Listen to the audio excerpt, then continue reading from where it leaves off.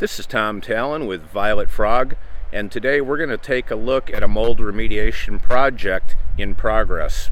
You're going to learn some important issues about mold that I think you'll find helpful, and they will help protect you, your family, and your home. One of the first things to understand about mold is mold requires either excessive high relative humidity, moisture, or water in order to grow.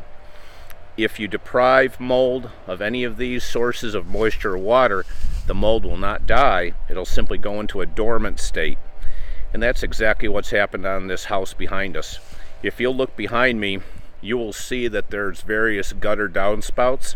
These downspouts are discharging water along the back side of the house, and that water is migrating into the crawl space and is a major contributing problem.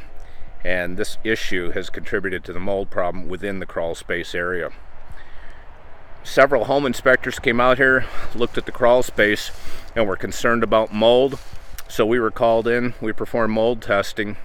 In the course of that mold testing, we discovered the substances that the home inspectors saw were completely benign. They were unsightly, but they were not a health issue. However, we did discover significantly elevated mold in the crawl space and somewhat elevated mold inside the living space of the structure, so mold remediation was warranted and occurred.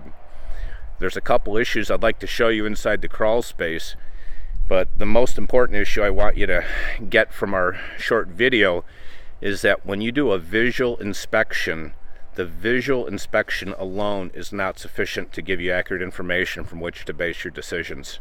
You may or may not have a mold problem, and it may or may not be visible based on what you see inside the crawl space or on framing lumber.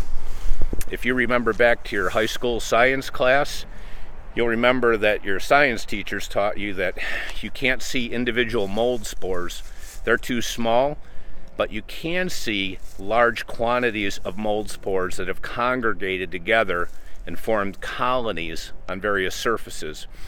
And that's really what the mold and laboratory testing can help show you, because sometimes these colonies are not readily visible, but you have large quantities of mold spores flying around in the air, and they present a whole host of problems that you should deal with. Let's take a look at the crawl space, and I can show you what concerned the home inspectors but turned out to be completely benign.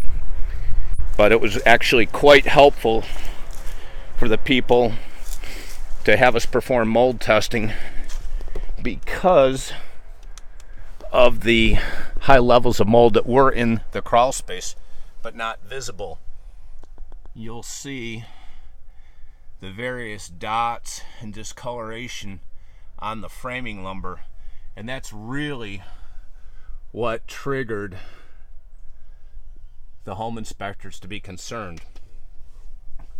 The other issue I'd like to show you is the crawl space needs to have additional plastic installed to form a vapor barrier along the floor, and there's going to be some other workers that are doing that type of work.